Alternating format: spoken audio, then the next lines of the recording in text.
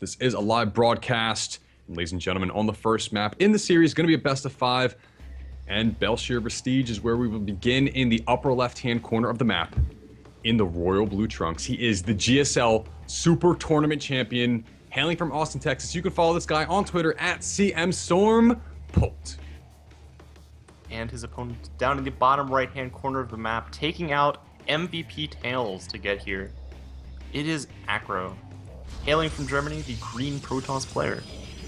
Yes, and you can go to his Facebook, facebook.com/AcroSC2. Go support this guy. He is in the Zotac NA Finals. $100 first place prize on the line. Second place goes home with nothing. Hey man, Zotac, repping Zotac a bit. They were actually in existence way before Playhem, and they have been paying out people for days. Yeah. And years, actually. I think it's been two and a half years at this point. I think every time I mention I cast the Zotac Cup, the first reaction is, that tournament still goes on? Like, that's still happening? Yeah, right? But yes, this is a weekly tournament. Of course, Zotac NA Cup starts 6 p.m. Eastern Standard Time for those of you who want to tune in next week. And I do encourage you to check us out tomorrow morning for the Zotac EU Cup, the sister tournament, going to be beginning at 8 a.m. Eastern Standard Time right here on Base Trade TV. And we do have a gas coming out for Polt. So he we've likes seen a lot Reaper of play PvP on this map. Yeah. For fair reason. I mean, there's that ledge. That ledge.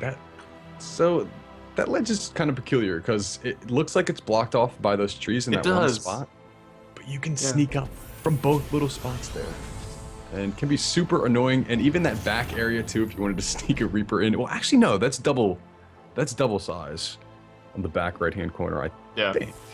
Okay. I like this play on a Polt, trapping the probe in here, making sure it doesn't get out alive. It will actually be a Marine first, followed by Reaper, as he did not get that gas at 12. A little bit of a mind game here from Oh Polt. my god, that SCV. Yeah. Lucky guy. It could be. This could be a play to kind of force Acro's hand, to force a robotics facility of him, in case Polt did go for that factory tech. Did he go for 12 gas the first time on Belshire against Sage, or? I'm not sure. I didn't really pay attention to the opener because that Fuser game was pretty good. Yeah, no problem. I completely understand that. But I do, okay, so Polt is going to go for an early command center. I was thinking, like, basically along the lines of, based on what Acro saw, seeing that gas, seeing the first Marine come out here, that's usually signals like 2 Marines, immediate reactor, factory goes down. But not the case. Yeah. And with the Stalker Crown on the field, he should be able to push off the Reaper if he does see it, and it does look like Acro's going to posture out here, take his Nexus right at that natural area, and Acro does appear to be a little bit defensive with the Stalker. So, I mean, there is a small amount of vision where the Reaper can jump up, but it is actually going to come right and hit the Stalker in the face. 1 laser beam, 2 laser beams going off. Polt, gotta be very careful. Almost a probe out too. Oh, he does actually get a probe out of that. Nice.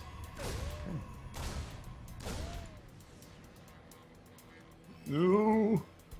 Barely escaping the probe train. Unfortunately, there's a fair amount of lost mining time there. And gets another probe and gets out. Oh, the Stalker! It gets chrono-pushed at the last second. It will take up. Oh no! What? It hits the freaking bricks. Oh my god! Man, Polt. Acro. Oh man. my gosh.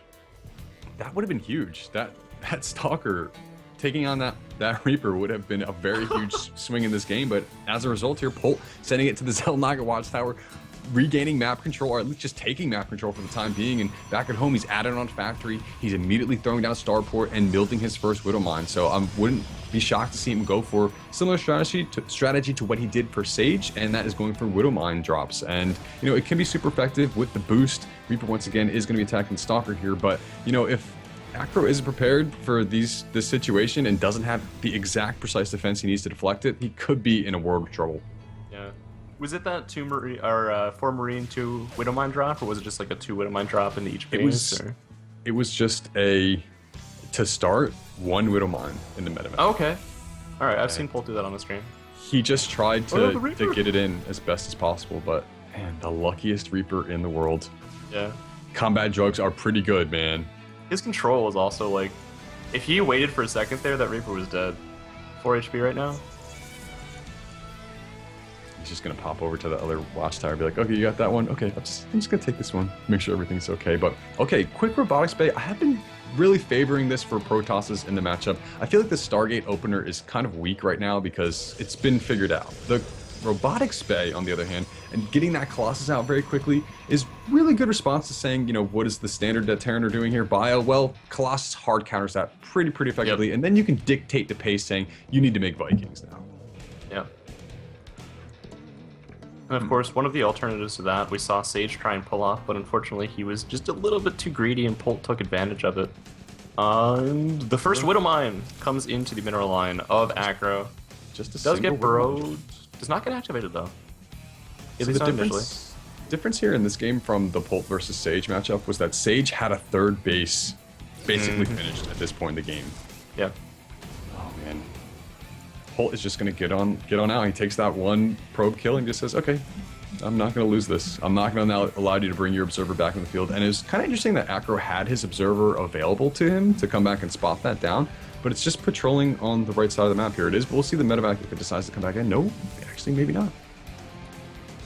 And this is just like, I mean, if you're looking to step your game up to the next level, Polt has this initial Reaper and this Widow Mine still alive. Like, how many players do you see in the earlier stages of this tournament, like, just drop the Widow Mine in the base and, like, boost the medevac out of there? No. Polt understands its utility, and he just keeps utilizing the same freaking Widow Mine over and over and over. Now it's actually positioned at the third base. Yep, and Polt is actually trying to take the observer down. The natural will make it fall. ACro did not come back and pay attention to it. So basically, what we're seeing here is a textbook display of Terran macro in the TVP matchup from Polt. He's gone up to 5 barracks in the main base, a lot of tech labs on 3 tech labs on 3 of those barracks there, reactors on the other 2. I don't know. He saw that the Colossus were there, and his first step here is going to make a medevac. Will he go? Okay, double medevacs. He is not going to add on any Vikings just yet, but I'm sure we're going to see that come into play here. But Polt, one of the big facets of that Root Sage game, Panda, was that he killed Colossus with just mass Marauders. It was pretty effective. Yeah, that was a really insane game. That was very entertaining to watch. And we're seeing the same build out of ACro that he did use against Fuser in that match on Daybreak. Yeah, going for that +1/+1 right off the bat here. And Polt is actually going to posture in at the natural. Photon Overcharge going down immediately on that Nexus. Should be able to easily deflect this. But how do you feel about him not taking this third base here? Do you feel like this is going to build up into some type of forward pressure? On this map, you cannot take a third base against a Terran until you have AoE on the field. Even with that Mothership Core, you don't have the capability to defend against drops once you spread that thin. Until that Nexus gets finished, until you have enough energy to Photon Overcharge it, until you have enough units on the field, you can move back and forth between them without, like, sacrificing a greater part of your base. Well, I'll tell you what, the vision here for ACro has been severely diminished. Another observer went down in the natural as Polt was sniping it. He's not going to see the fact that this drop is coming to the right side of the field, and this is exactly what Polt was doing before. Pressuring at the third, pressuring in the main, making the Protoss player decide, I need to move my army attacking units here or there, and here we go. This third base needs to be canceled. Will it be canceled? It does get canceled. Okay. Good. Factory is such a troll bait. It is. Like, oh man. I mean, look at this. Look at the effectiveness. These medevacs are going to be boosting into the back of the main base here. See the Twilight Cancel go down immediately, and I don't know if that's going to be canceled itself, but Photon Overcharge, I mean, this could deflect this pretty simply here. He's going to focus on medevacs with it. Yeah, and that's going to force Polt to the back up. medevac will actually die. Oh! Stupid silly range on that. That was an thing. awesome sound, by the way. I love the sound effect. ACro is actually delaying a lot of his mining time right now. Unfortunately, didn't manage to click the first time. Colossus gonna fall at the third base here. Yeah. Polt once again assaulting the third base. Can potentially force another cancel. He does. Just gonna get on out. That's a huge pickoff. Like, Considering that's Polt's got his massive. third. His third is mining. He's taking his 5th and 6th gases at this current point in time. 3 Vikings at a time are being produced, Panda, and he's adding on more and more barracks in the main base. Yeah. I mean, Polt in this situation, he's got his +1 weapons upgrades done and complete. +1 armor is about to finish as well. His armory has completed. Both engineering bays are on the field, and there we go. We see that level 2 weapons upgrades immediately being started, and back at home, ACro being pulled apart, unable to get that Twilight Council down. His upgrades are severely hampered in this situation. Yeah. I mean, the Twilight Council is just now completing. Unfortunately, he had to dedicate the gas to that Colossus. I mean, gimping the Protoss' Colossus count this early on a map where the bases are as spread out as this, it's really big. Yeah, and hampering the vision too is another key factor because he hasn't seen Polt's third base at all. Oh no. This Is there gonna go down? pretty damn big push coming out of here from Polt. Well, I mean, 154 supply to 109. 2 Colossus on the field, another one on the way, but oh my gosh. The Templar Archives is just now morphing in. He doesn't have another source of AoE. Sentries and Guardian Shield? These Vikings Can't are clear him out.